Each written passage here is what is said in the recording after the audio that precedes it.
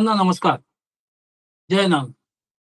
आपण चैतन्यपीठाच्या YouTube वाहिनीवरून गेल्या सुमारे 5 वर्षापेक्षा अधिक काळापासून आत्मसंवाद ही प्रबोधन मालिका निरंतरपणे प्रसारित करीत आहोत. या प्रबोधन मालिकेमध्ये आपले सद्गुरू आदरणीय बाबा महाराज बहुमोल अशा वेगवेगळ्या विषयांवर आपल्याशी चिंतन करीत आहेत. गेल्या सुमारे 57 पुष्पांपासून आदरणीय बाबा महाराज श्री दत्त पुराण याविषयी आपल्याला विवेचन करीत आहेत. आत्मसंवादाच्या मागील पुष्पात आदरणीय बाबा महाराज म्हणाले की कार्तिवीर्याच्या मंत्राचा संपुटित पद्धतीने पाठ करता येतो. इथे त्यांनी बीज मंत्राचे व नाम मंत्राचे महत्व विशद केले व 5व्या अष्टकातील पहिल्या अध्याय म्हणजे अलर्क व मदालसेच्या चरित्राचा अर्थ समजून सांगायला सुरुवात केली. महाराजांचे अध्याय सुरू करताना ते वैशिष्ट्य त्यांनी इथे सांगितले व पहिल्या श्लोकातील निराकार या शब्दातील भावार्थ अतिशय सुंदरपणे त्यांनी समजावून सांगितला व श्री गुरु प्रत्यक्ष निराकार आहेत असे ते म्हणाले. आदरणीय बाबाराज पुढे सांगतात की मानवाचा आकार असूनही निराकार असलेल्या श्री दत्तगुरूविषयी मी स्तुती करतो. तो साकार अभिमानी असलेल्या भक्ताला निराकार करतो. पूर्वी सोमवंशात महापराक्रमी तेजस्वी शत्रुजित नावाचा राजा होऊन गेला. त्याचा सर्व विद्या पारंगत असलेला पुत्र वृषध्वज नावाचा होता. त्या शत्रुजिताकडे गालो ऋषी येऊन म्हणाले, मला दैत्य त्रास देत आहे. त्याच वेळी आकाशातून त्याच्यापुढे एक घोडा पडला आणि आकाशवाणी झाली, या घोड्यावर आरूढ होऊन हा वृषध्वज तुझे दुःख दूर करेल. अशी ती आकाशवाणी झाल्यावर गालो म्हणाले, हे राजा, शत्रूच्या नाशासाठी तुझा वृषध्वज पुत्र मला दे. शत्रू नाशानंतर मी सुखाने तपश्चर्या करीन, अर्थात तूही ते फळ मिळवशील.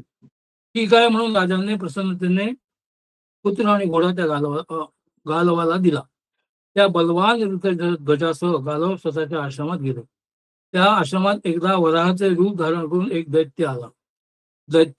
अश्वरूप दैत्याला जाणून शस्त्रास्त्राने सज्ज होऊन सर्व संचारी घोड्यावर तो आरूढ झाला व अर्धचंद्राकार बाण मारल्याने घायाळ झालेला तो दैत्य पळून गेला.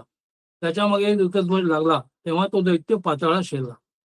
त्या दैत्याच्या मागे लागून पाताळात राजाने प्रकाशमान घरात एका स्त्रीला पाहिलं. त्याला पाहून गडबडीने ती स्त्री चंद्रशाळेवर चढून राहिली. प्रासादाच्या सज्जात उभ्या राहिल्या सुंदर स्त्रीला पाहून तो राजा कामविवळ झाला व ती सुंदर स्त्री राजाला पाहून मूर्छित झाली व तीक्ष्ण निश्वास टाकू लागली. तिच्या आदेशानुसार चकित झालेल्या राजाला तिची सखी म्हणाली, हे राजा, तू तिच्या मोहाला कारणीभूत आहे. तुझ्या दर्शनाने तिची मदन बाधा वाढली.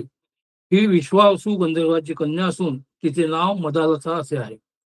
पातालकेतू नावाच्या मायावी दैत्याने तिथे बळे हरण केले व तो दैत्य हिची इच्छा करीत आहे. त्रयोदशीला बळे तिच्याशी तो लग्न करणार आहे.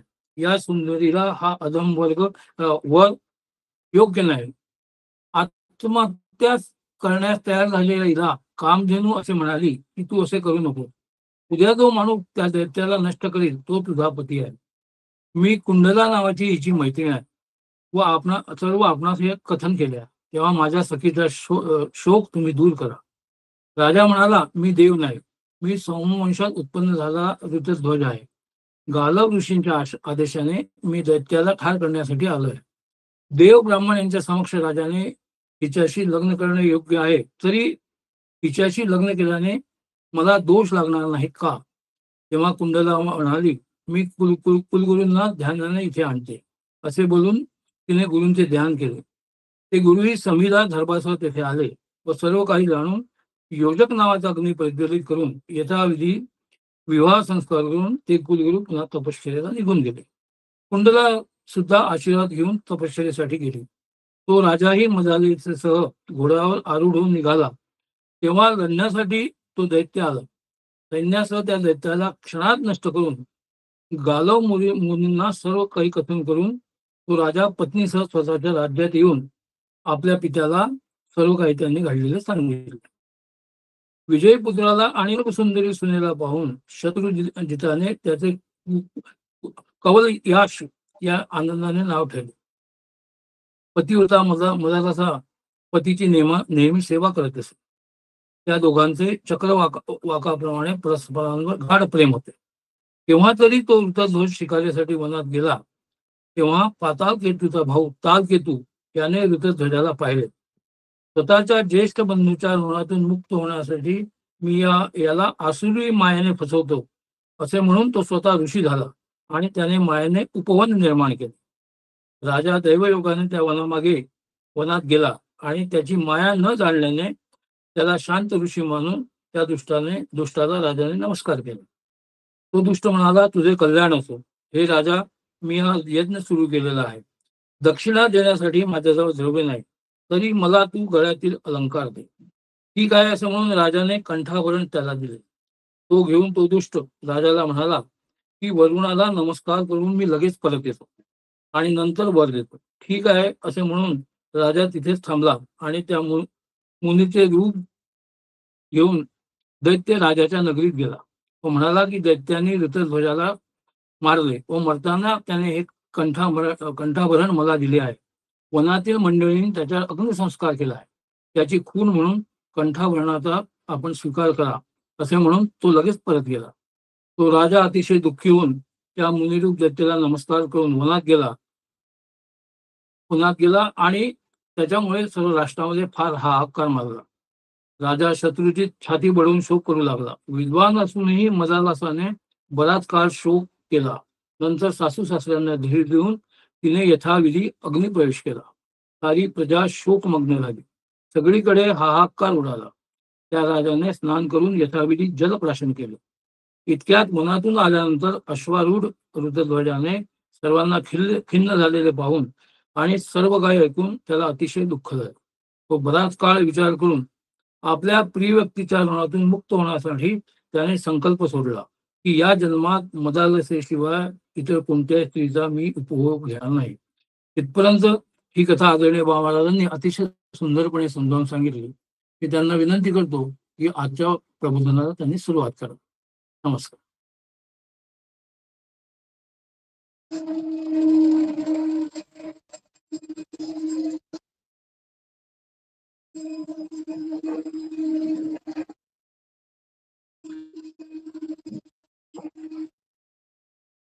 अनुसूया त्रिसंभूतो दत्तात्रेयो दिगंबरा स्मर्तृगाम विश्वभक्तानां उद्धरतां भवसंकटा.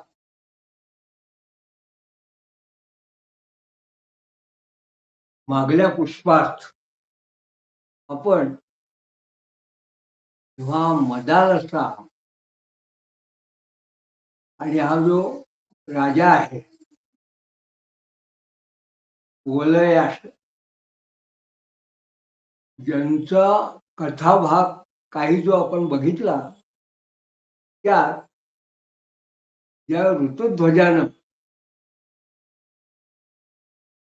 तेव्हा आपल्या पत्नीनं अग्नी प्रवेश केला आहे हे पाहिलं. त्यानंतर मग त्यांनी आपली प्रिय पत्नी हिने अग्नी प्रवेश केल्यानंतर एक अतिशय वेगळा असा संकल्प केला. तो संकल्प जेव्हा त्यांनी केला तेव्हा त्यांनी इह जन्मनी चार वंगी म्हणजे चारू अंगी न भोक्षेताम विनेतराम, म्हणजे आता या जन्मात मी कुठल्याही इतर स्त्रीचा उपभोग घेणार नाही, म्हणजे विवाह वगैरे करणार नाही असा त्यांनी संकल्प घेतला. आपण बघितलं तेव्हा आज आता आपण त्याचा पुढचा जेव्हा कथाभाग आपण अवलोकन करतो आहोत किंवा हा संकल्प केल्यानंतर पुढे काय झालं ते आता आपण बघू.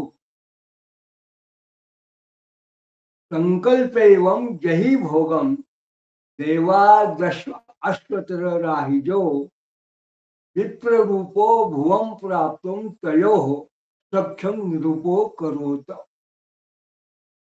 या असा संकल्प सोडून राजाने आपल्या सर्व उपभोगांचा जणू त्याग केला तेव्हा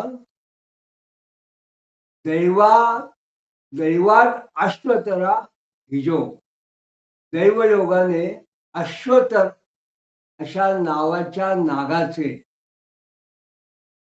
दोन पुत्र, दोन मुलं विप्ररूपो भुवम प्राप्तो,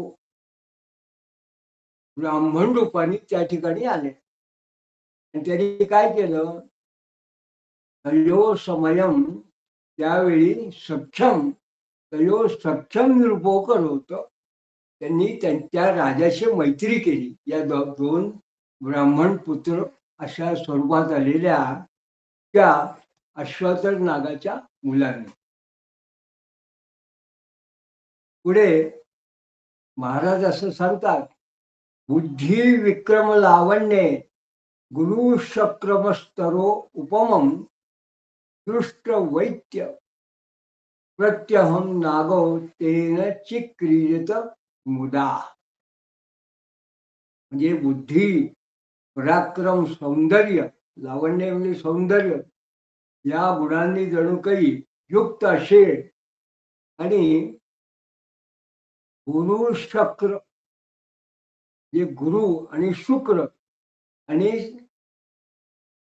अस्मरो परम म्हणजे मदन, ज्यांच्यासारख्या असलेल्या त्या राजाला पाहून ते दोघं, ते जे नागपुत्र होते, त्याच्याशी आनंदाने क्रीडा व्यवहार वगैरे करू लागले. विक्रीडित मुदा, मुदा म्हणजे आनंदाने, विक्रीडित म्हणजे त्यांचं ते चालू झालं सुरुवात. आणि त्या लोकांची मग ते सख्य मैत्री इतकी वाढली, न रेमे तो विना भूपस्तो विज्ञायेक कदा अश्यतु पत्नी वियोगजम दुःखम नागो खिन्नो बभूवतु. म्हणजे त्या दोघांशिवाय वलयश्वाला कर्मेन असं झालं. आणि एकदा वलयश्व हा जो राजा आहे, याच्या पत्नी विरहाचं दुःख जाणून पत्नी वियोगजम दुःखम नागो खिन्नो बभूवतु, ते दोघं नागपुत्र ते सुद्धा खिन्न झाले, त्यांनाही दुःख वाटायला, ते दुःखित झाले. मग तत्पिता म्लानवक्त्रो तावत पृच्छेत खेद कारणम उच्चस्तुतो तू तातावा मित्र दुःखेने दुःखितो. म्हणजे त्यावेळेस त्या दोघांना पाहून त्यांच्या पित्यानं कारण विचारलं, तेव्हा ते दोघं असं म्हणाले की बाबा, आम्ही दोघं आमच्या या मित्राच्या दुःखानं आम्ही दुःखित झालेले आहोत. मग हे काय म्हणतात, ऋतुध्वज सोमवंश तत्सख्यम भुवी नावभृत तत्कार्य दुर्धरम मत्वा प्राप्तम खिन्नत्व मावयो. या हा जो सोमवंशात उत्पन्न झालेला ऋतध्वज नावाचा राजा आहे, त्याची आणि आमच्या दोघांची मैत्री जी आहे ती मृत्यू लोकात झाली. आणि त्याचं जे दुःख आहे ते दुःख दूर करण्याचं कार्य अतिशय कठीण आहे. तत्कार्यम दुर्धरम असे म्हणून मत्वा प्राप्तम खिन्नत्व मावयो हो, म्हणून आम्हाला दोघांना खिन्नता आली आहे. त्याचे वडील असं म्हणाले त्या मुलांचे, तो वाचोपकर्तव्यम वश्यम सखीभि खलु किं वा कार्यम महत्सख्यम भूतम भूतम तत्र येताम्यहम. पिता म्हणाला, खरोखर मित्रांनी मित्रावर अवश्यमेव उपकार करावा. पितो वाचो, वडील असं म्हणाले, कर्तव्य मित्रांवर उपकार किंवा त्यांची मदत करावी. आता तुमच्या मित्राचं कोणतं कार्य, किंवा कार्य ते आम्हाला सांगा, म्हणजे मीच त्याच्याकरता प्रयत्न करीन.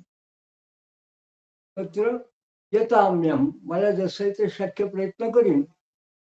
तेव्हा ती जी मुलं होती दोघी, ती असं वडिलांना म्हणतात, "गाव चतुष्टम गंधर्वपुत्री नामना मदालसा दैत्येन वंचिता तस्त्री मृता श्रुत्वा मृतम पतीम." मग ते दोघं नागपुत्र असं म्हणाले की मदालसा नावाची गंधर्व कन्या, गंधर्वपुत्री नामना मदालसा, मदालसा नावाची गंधर्व कन्या, त्याची पत्नी असून तिला दैत्याने फसवलं आणि दैत्येने वंचिता तस्त्री, त्यामुळे पती मेला असं समजून तिने अग्नी प्रवेश केला. तस्त्री मृता श्रुत्वा मृतम पतीम, तिने अग्नी प्रवेश केला. तेव्हा नान्या भोक्षे स्त्रिया मिती प्रतिज्ञां करोत सतू तन्मित्रस्त महाकार्य प्रीतस्तेन साध्यते. मग तिच्या पतीनं दुसऱ्या कोणत्याही स्त्रीचा उपभोग घेणार नाही अशी प्रतिज्ञा केली आहे. प्रतिज्ञां करोत सतू, असं ते आमच्या मित्राचं महत् कार्य आहे. ते आता कोणत्या उपायानं सिद्ध होईल?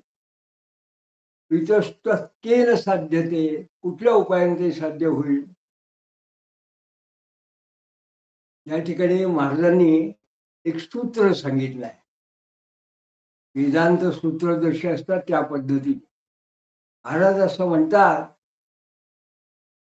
सर्वेंद्रिय निधानात्मा भुक्त भोग प्रशाम्यती तद्वासना अग्निना दग्धो नश्यते वाम वशो अन्यथा.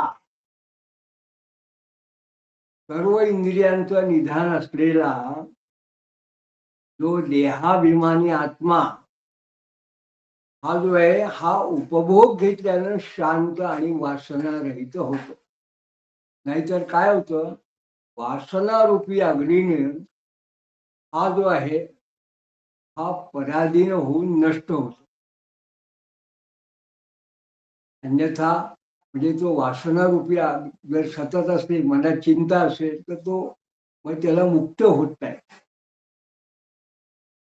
मग पिता हा यज्ञ कर्तव्य पुंसा अर्क्यो विधीर्यत तत्कार्यार्थ यतिथेहम तपसा खलु पुत्र.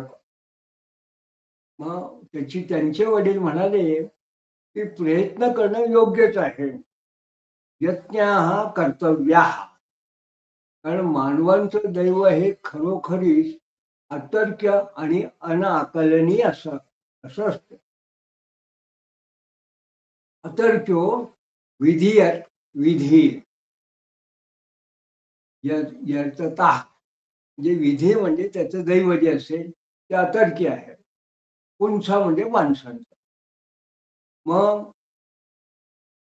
तत्कार्यार्थम यतिष्ये अहम तपसा खलु, मग त्याच्याकरता मी त्याच्या कार्याकरता मी खरोखर तपश्चर्या करीन आणि प्रयत्न करीन. या ठिकाणी महाराजांनी असा संदेश दिला आहे की प्रयत्न करून सुद्धा जरी कार्य सिद्ध झाले नाही तर त्यामध्ये मानवाचा दोष नाही आहे. पण प्रयत्न करतोय, कार्य सिद्ध झालं नाही, अपेक्षित लाभ झाला नाही आहे, योग्य ते समाधानकारक फल आपल्याला मिळालं नाही आहे, याच्यामध्ये आपलाच काहीतरी दोष आहे असं नेहमी समजायचं कारण नाही आहे. असा दोष नाही, पण तरी पण प्रयत्न करणं हे माणसाने सोडू नये. माणसाने प्रयत्न करत राहा. हे अतिशय अभिनव असतो. एक प्रकारचा जणू समुपदेशन महाराजांनी या निमित्ताने केलेला आहे. अत्यंत महत्वाचा असा उपदेश आहे. वेदांताने काही ठिकाणी परिषदांनी म्हटलंय चरैवेती चरैवेती, चालत राहा चालत राहा. केव्हा ना केव्हा आपले इप्सित हे तुम्हाला साध्य होईल. तर गीतेने प्रत्यक्ष सांगितलंय की अहो तुम्ही एकदा योगाभ्यास करायला सुरुवात केली, जर या जन्मात नाही झाला तर तुमच्या त्या पूर्वाभ्यासामुळे पुढे जेव्हा तुम्हाला जन्म येईल तेव्हा शुचिनाम श्रीमतांगे हे योगभ्रष्टो विजायते. या जन्मात तुमचा अभ्यास जरी पूर्ण झाला नाही तरी पुढच्या जन्मात उत्तम अशा कुळामध्ये तो जो योगभ्रष्ट असेल त्याचा जन्म होतो. मग तो त्याच्याचे जे कार्य आहे ते तो पुढे करत राहतो. तो जो त्यांनी सुरुवात केली आहे. आणि मग माऊलींनी असं म्हटलं, बाळपणीच सर्वज्ञता वरी तयाते. त्याला लहान वयातच जणू काही सगळे ज्ञान त्याला प्राप्त होऊन जातं. तर प्रत्यक्ष उदाहरण म्हणजे माऊलीच आहे. माऊलीनेच 12व्या वर्षापासून जेव्हा उपदेशाला सुरुवात केली, ज्ञानेश्वरी सारखा ग्रंथ लिहून अवघ्या 16-18व्या वर्षापर्यंत तर त्यांनी आपलं सगळं कार्य पूर्ण करतं. शंकराचार्यांनी त्यांचं कार्य पूर्ण करतं. ही सगळी उदाहरणं आहेत. शुचिनाम श्रीमतांगे योगभ्रष्टो विजायते, असं होतं, होऊ शकतं. आणि या ठिकाणी महाराजांनी जे सांगितलंय की जरी फल प्राप्त झालं नाही तरी हाती घेतलेलं कार्य सोडू नये, कार्य करत राहा. असं म्हणून हा जो त्या मुलांचे जे वडील आहे अश्वत, हा जो नाग आहे, हा इत्युक्ता अश्वतरो नागस्तपसे गा अच्छ कंबलाहा हिमाद्रो लक्षावरण तीर्थे सर्व सुसिद्धिदे. हे एवढं बोलून हा अश्वत नावाचा नाग जो आहे तो तपश्चर्या करण्यासाठी कंबलासह सर्व प्रकारच्या उत्तमोत्तम सिद्धी देणाऱ्या हिमालयातील हिमाद्रो लक्षावरण तीर्थे, हिमालयामधलं लक्षावरण नावाचं जे तीर्थ आहे त्या तीर्थावर गेला आणि चिताहार सुसंयम्य प्राणायामेर मनोधिया समाहितोच्चयद्देवी ब्रह्मयोनी सरस्वती. त्यांनी आहारावर ताबा ठेवून जणू काही जिता आहार म्हणजे आहार त्यांनी नियंत्रण करून सुसंयम संयम करून प्राणायामे मनोधिया, प्राणायामाने शुद्ध झालेल्या बुद्धीनं आणि मनाचं नियमन करून समाहितो समाधान लाभलेल्या त्या अश्वातराने वेद प्रकट झालेल्या स्थानाला धारण करणाऱ्या, म्हणून त्यांनी असं म्हटलंय समाहितोच्चर्य देवी ब्रह्मयोनी. ज्या ठिकाणी वेद प्रकट झाले, ब्रह्मदेव ज्या ठिकाणी प्रकट झाला आणि ब्रह्माबरोबर वेद प्रकट झाले त्या ठिकाणी ते जे स्थान आहे ब्रह्मयोनी, त्या स्थानाला जी धारण करणारी आहे देवता त्या सरस्वती, त्या सरस्वतीचं त्यांनी काय केलं, ध्यान आणि पूजन करायला सुरुवात केली. या ठिकाणी या उपासना खंडातला 5व्या अष्टकातला पहिल्या अध्यायाची समाप्ती झाली या सरस्वतीच्या वर्णन. तर या ठिकाणी हा जो नाग आहे अश्वत, हा नाग देवीची स्तुती करतो आहे, सरस्वतीची. त्याच्या आधी मला एक महत्वाची गोष्ट अशी सांगायची आहे की आपल्या डोळ्यासमोर नाग म्हटला की साप किंवा सर्प जातीच्या संबंधी असे सगळे हे डोळ्यासमोर उभं राहतं. तर आपण नागपूर हे आपल्याला माहिती आहे. पण तरीही लोकांना नेमका नाग काय, नागलोक काय, असा मनात प्रश्न असतो. तेव्हा तार्किक दृष्ट्या जरी आपण बघितलं तर आपल्याला असं लक्षात येईल की नागभूमी हे जरी आपण नागपूरला म्हणत असू तरी साधारण नागालँड असे इंग्रजांनी जे नाव दिलेलं आहे ते आसामच्या भागामधल्या एक लोकवस्ती आहे.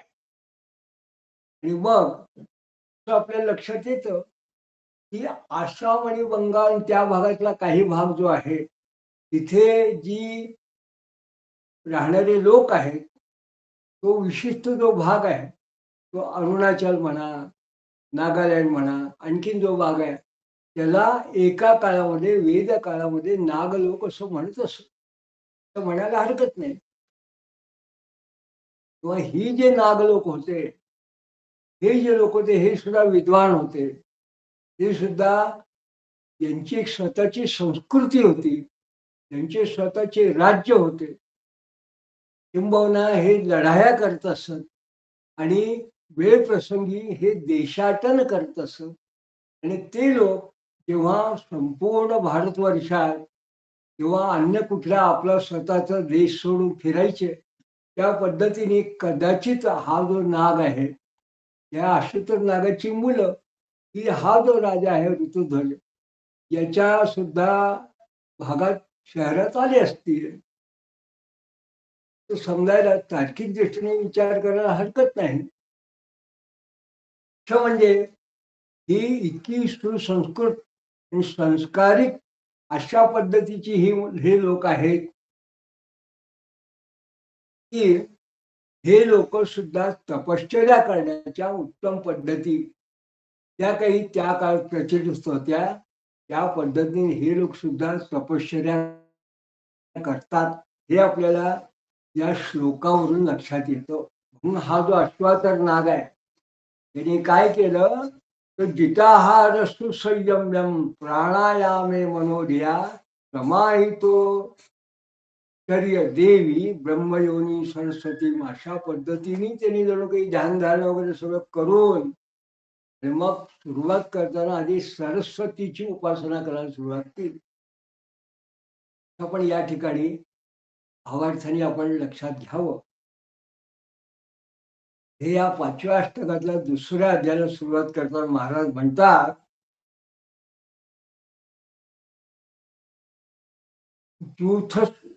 दुधस्व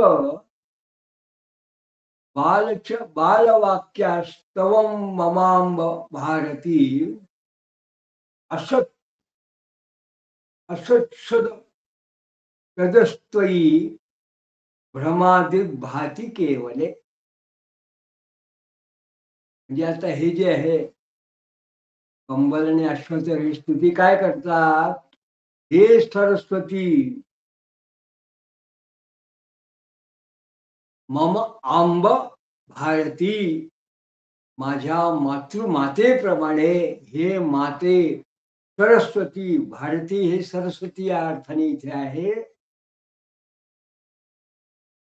दिवशस्व बालवाक्यम व तवम हे जणू काही माझं बाल लहान मुलांच्या बोलण्याप्रमाणे हे माझं स्तवनम माझं जे स्तव आहे तू जुषस्व ते स्वीकार कर. तू कशी आहे असत असद काही म्हणजे अधिष्ठान रूप अशा तुझ्या ठिकाणी हे जे सद किंवा सत आहे हे भ्रमाद्विभाती केवले. तुझ्या ठिकाणी हे जे सदतत्व आहे हे तुझ्याचमुळे कार्यकारणात्मक पद्धतीने भ्रमरूप असं विश्वरूपान दिसत आहे. तूच मुळात सत असं तू मूळ आहे असे त्या ठिकाणी म्हणतात. म्हणजे ते काय म्हणतात की हे सरस्वती हे देवी तूच खऱ्या अर्थाने सत आहे. तू सदवस्तू आहे आणि हे जे काही विश्व आहे हे सगळं भ्रमरूपाने या तुझ्या ठिकाणी भासमान आहे. म्हणजे आपण जेव्हा असं बघतो की ब्रह्म आणि माया या पद्धतीने वेगवेगळ्या लोक जेव्हा सत्कार करतात तेव्हा त्याच पद्धतीने महाराजांनी या ठिकाणी केलंय.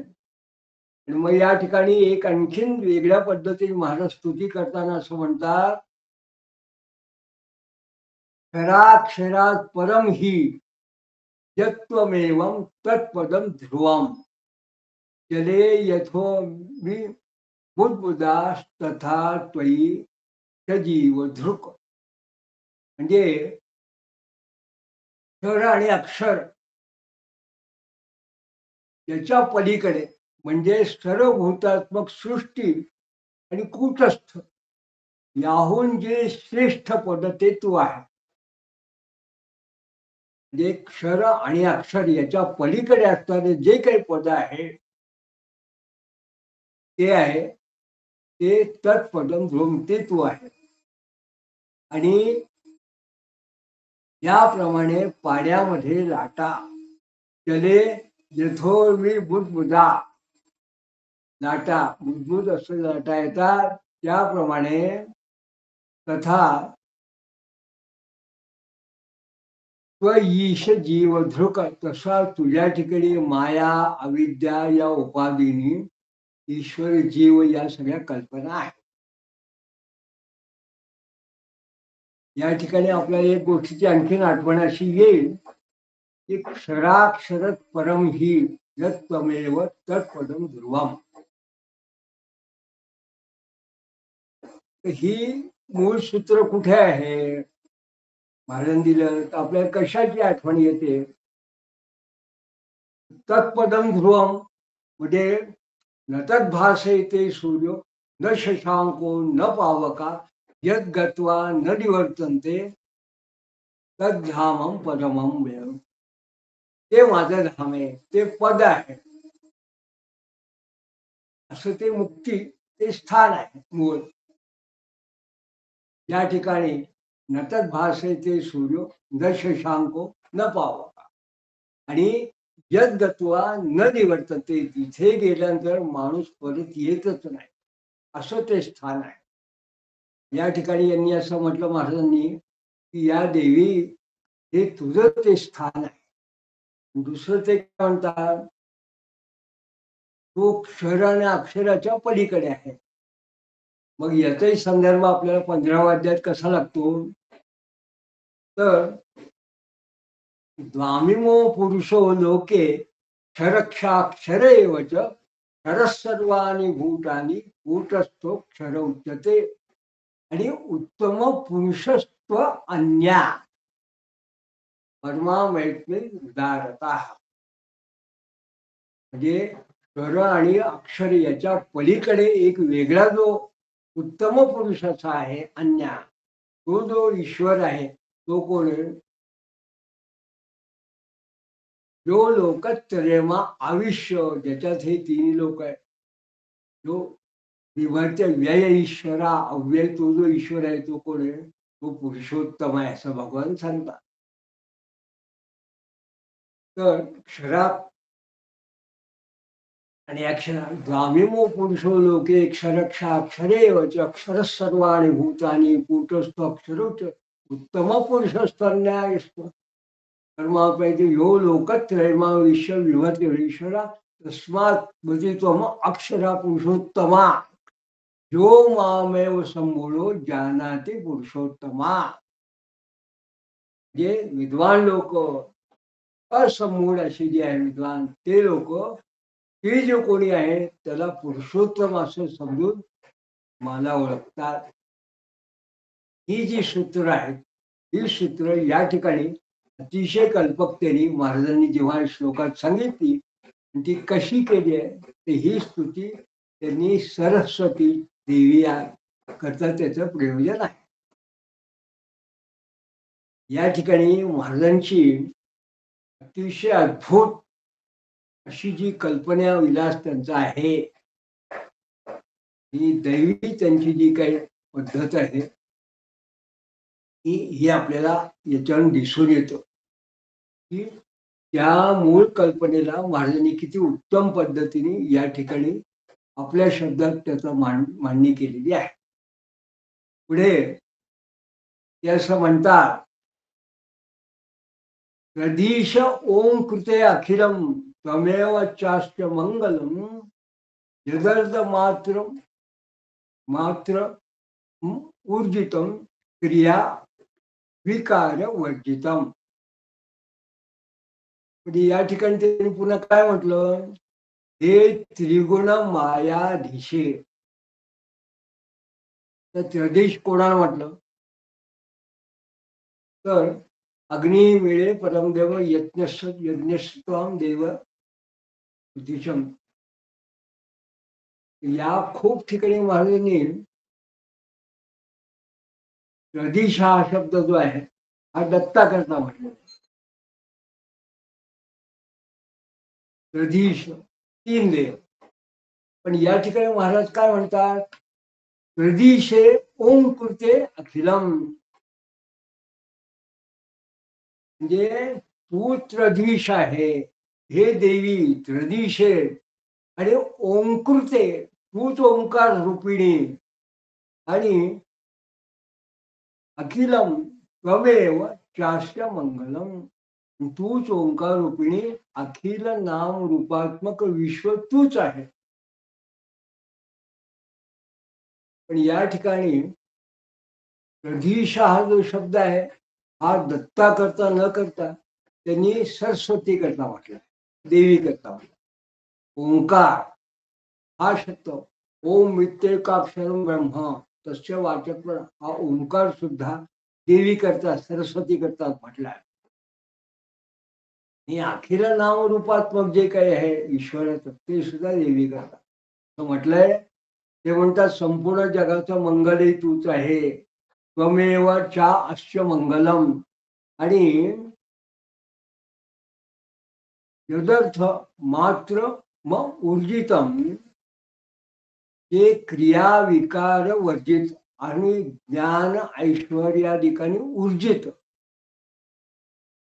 क्रिया विकार वर्जितम, हे क्रिया आणि विकार यांनी वर्जित, आणि ज्ञान ऐश्वर्याचे यदर्थ मात्र ऊर्जितम, ऐश्वर्यादिकांनी ऊर्जित असं आणि पण अर्धमात्र आहे असं जे रूप आहे ते तुझं खरं रूप आहे. तर या ठिकाणी थोडी फोड करून सांगायची तर काय आहे, जे क्रिया विकार वर्जित असं म्हटलं, क्रिया ज्या असतात या इष्ट किंवा अनिष्ट ह्या दोन्ही स्वरूपाच्या असतात, आणि जन्मादी वगैरे जे आहे हे विकार आहे. पण देवी तुझं रूप जे आहे ते त्याच्या पलीकडे आहे, म्हणून त्याला त्यांनी रहित असं म्हटलं आहे. आणि मार्कंडेय पुराणात जेव्हा महाराजांनी हा संदर्भ बघितला असेल त्यांच्या पद्धतीने, तर त्याच्यामध्ये ही देवी जी आहे या अर्धमात्रा स्थिता नित्या अशा पद्धतीने देवीच्या एक ठिकाणी वर्णन आहे. मार्कंडेय पुराणाचा या ठिकाणी मुद्दाम उल्लेख करायचं कारण काय, तर सहज जाता मला असं सांगायचं आहे की आपण जी दुर्गा सप्तशती नेहमी नित्य पाठात वाचतो, नवरात्रात जेव्हा सप्तशतीचे पाठ करतात दुर्गा सप्तशती, हे मुळामध्ये मार्कंडेय पुराणातल्या अध्यायातले 700 श्लोकांचे हे अध्याय आहेत. ही जी मूळ दुर्गा सप्तशती आहे ही मार्कंडेय पुराणातली आहे. पण या ठिकाणी मी मुद्दाम मार्कंडेय पुराण उद्धृत केलं, पण विशेष म्हणजे ही जी आगरका आणि मदालसा यांची जी कथा आहे ही सुद्धा मार्कंडेय पुराणातच मार्कंडेय ऋषींनी त्यात ग्रंथित केलेली आहे. आणि आपण या ज्या सगळ्या कथा बघतो आहे, पण कार्तिवीर्यार्जुनाची पाहिली, परशुरामाची पाहिली आणि आलर्काची आता पाहतोय, या ज्या कथा आहे या मार्कंडेय पुराणामध्ये भगवान दत्तात्रेयाचं वर्णन करताना आलेले आहे. महाराजांनी त्याचा परामर्श घेऊन स्वतंत्र असं या दत्तपुराणात या कथांचा अंतर्भाव केलेला आहे. हे आपल्याला लक्षात येईल. तेव्हा त्रिसुप्त याग साधिके शुभमुक्ती दायिके सुभुक्ती मुक्तिदायिके स्वरार्ण कारणे स्तवा स्वयं नु कै कृतस्तव. या ठिकाणी त्रिसप्त याग साधिके असा शब्द आलाय. म्हणजे काय, तर 7 प्रकारचे पाकयज्ञ म्हटलेले आहेत. सोमयाग वगैरे जे आपण म्हणतो त्या सप्त संस्था अशा आहेत. आपण इष्टी पौर्णिमाशी हे जे अग्निहोत्र घेणं करतात म्हणजे सोमयाग करतात. त्यात आप्तोष्टाम आहे, ज्योतिष्टोम आहे, अशा वेगवेगळ्या प्रकारचे 7 यज्ञ म्हटले गेले. त्याला श्रौत म्हणतात. ते सप्त सोम असं म्हटलं आहे. त्यांना काही ठिकाणी सप्तपाक असं म्हटलं आहे. आणि सप्त हवीर यज्ञ, 7 प्रकारचे हवीर यज्ञ, 7 सोमयज्ञ असे जणू काही श्रौत यज्ञामध्ये 21 प्रकारचे वेगवेगळे यज्ञ सांगितलेले आहेत. म्हणजे 7 पाक यज्ञ, 7 हवीर यज्ञ, 7 सोमयज्ञ, ते 21 प्रकारचे जे यज्ञ आहेत त्या सगळ्यांची प्राप्ती करून घेण्यासाठी त्या यज्ञाने प्राप्त होणारी कोण आहे, तर तू साधनभूत आहे. त्या त्रिसप्त याग साधिके शास्त्रिक 21 यज्ञ जे 3 वेगवेगळे सप्तयज्ञ आहेत त्यांनी साध्य होणारी अशी तू साधिका आहे. आणि तूच तू भुक्ती मुक्ती प्रदायिके, तूच उत्तम भुक्ती आणि मुक्ती दोन्ही प्रदान करणारी आहे. आणि मुख्य काय आहे की स्वरार्ण कारणे स्तवाहा, म्हणजे स्वर आणि व्यंजन यांचं कारण असणारी सुद्धा तूच आहे सरस्वती. म्हणून स्वयं नुकै कृतस्तव, म्हणून तुझं देवादिकांनी का वर्णन करू नये. म्हणून आतापर्यंत इतर देवाने सगळ्यांनी तुझी स्तुती केलेली आहे.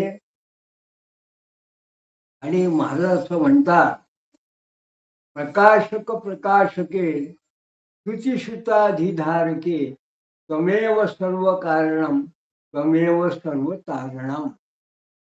म्हणजे प्रकाशक प्रकाशके, जे सूर्य आपल्याला प्रकाश देतो त्या सूर्यादिकांना सुद्धा प्रकाशित करणारी,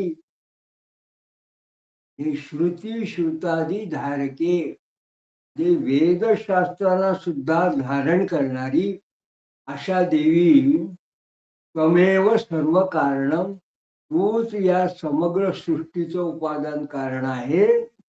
आणि त्वमेव सर्व तारणम, तूच या सृष्टीचं सुद्धा करणारी आहे. पुढे महाराज म्हणतात, सुशक्त भक्त भावितम ही येन सर्वथा ततम तदेव धामते वरम यदीक्षते बुधे परम. म्हणजे त्यानं सर्व काही व्यापून टाकलेलं आहे. सुशक्त भक्त भावितम ही येन सर्वथा ततम, आणि ज्यानं काही सर्व काही व्यापून टाकलेलं आहे ते तुझं स्थान. सुशक्त भावितम, भक्त म्हणजे तुझं समर्थ असलेल्या भक्तांनी प्राप्त केलं आहे. तदेव धाम, आणि ते वरम यदीक्षते बुधे परम, ज्ञानी लोक ज्याची प्रत्यक्ष कल्पना करतात, यदीक्षते बुधे परम, त्या परमधामाची जे ज्ञानी लोक कल्पना करतात स्थिराश्चराश्च गोचरा परत्र चात्र वांग्यतिये तदेव तत्समागमः प्रमाणमत्र चा गमः. म्हणून हे आई, इहपर लोका जे स्थावर जंगमात्मक विषय आहेत, स्थिराश्च चराश्च गोचरा जे दिसून येतात, स्थिर आणि अस्थिर म्हणजे स्थावर आणि जंगम अशा पद्धतीचं, परत्र च्या अत्र म्हणजे जे या ठिकाणी इथे जे दिसून येतात त्या सगळ्यांची प्राप्ती तुझ्याच प्रसादाने आहे. तुझ्याच मुळे या सगळ्याची प्राप्ती होते स्थावर जंगमे. त्वदेव तत्समागमा. आणि प्रमाण याकरता प्रमाण काय आहे? प्रमाणम अत्र च्या अगमा. हे या ठिकाणी प्रमाण अत्र, प्रमाणमत्र म्हणजे प्रमाणात्र या ठिकाणी, अत्र म्हणजे इथे प्रमाण काय आहे? च आगमा. आगम म्हणजे वेद. या गोष्टीचे वेद हे प्रमाण आहे. आणि हे वेद जे आहे हे तुझ्याच मुळे मिळाले आहेत. या वेदांमुळे जे काही स्थावर जंगम सगळे विषय जे प्राप्त होतात, हे जे आहे ते तुझ्याच मुळे याचं हे प्रमाण आहे. हे जे वेद आहे ते तूच दिलेले आहे.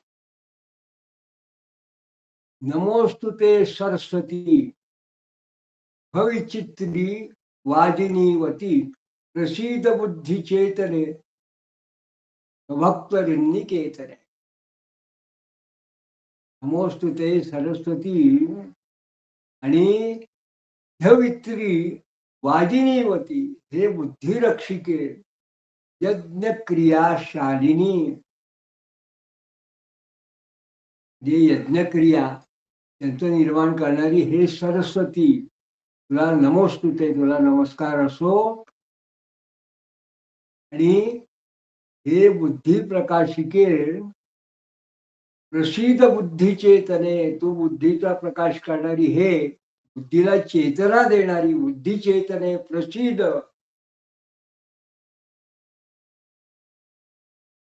अशा प्रकारे आम्हाला प्रदान कर. काय तर तू कशी आहे? स्वभक्त ऋन्निकेतने, स्वतःच्या भक्तांच्या, स्वभक्त ऋन्निकेतने हृदय, स्वतःच्या भक्तांच्या हृदयात वास करणारी अशा देवी स्वभक्त ऋन्निकेतने. आणि बुद्धी चैतन्य म्हणजे बुद्धीला प्रकाश करणारी, चैतन्य देणारी अशा देवी काय आहे? प्रसिद्ध, प्रसन्न हो, तुमच्या कृपा कर. आणि अशा प्रकारे इतक्या उत्तम पद्धतीने जेव्हा त्या नागाने, अष्टोत्तर नागाने जेव्हा सरस्वतीची स्तुती केली इतक्या उत्तम पद्धतीने, तेव्हा ती सरस्वती जणू काही प्रसन्न झाली. आणि मग सुतेवम विष्णुजिह्वासा प्रसन्ना सुनृतेरका प्राहाविष्कृत्य चात्मान तुष्टास्मी वरे इप्सितम. म्हणजे तेव्हा अशा प्रकारे स्तवन केलेली स्तुतेव विष्णुजिह्वा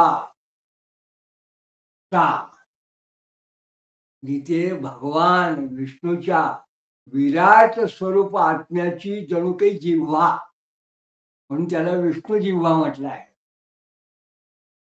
हे विष्णू जिव्हाचा अतिशय उत्तम अशा पद्धतीने महाराजांनी या ठिकाणी शब्द प्रयोग केला.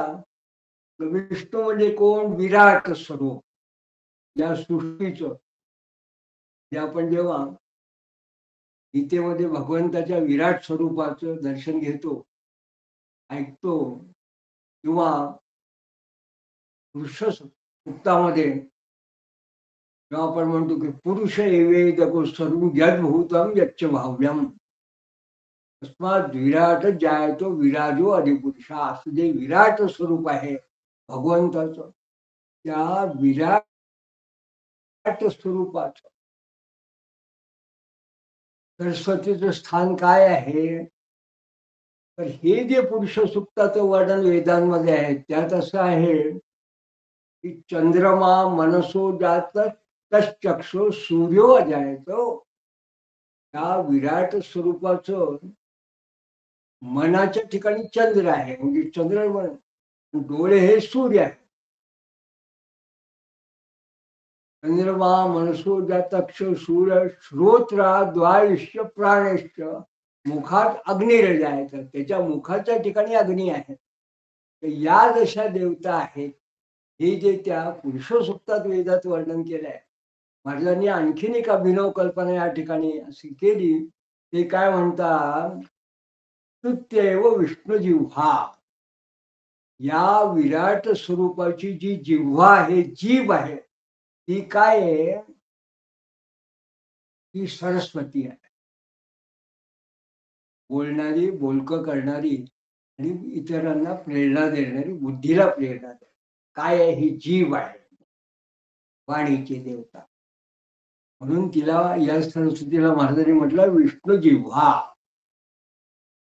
तैव विष्णू जिव्हा सा.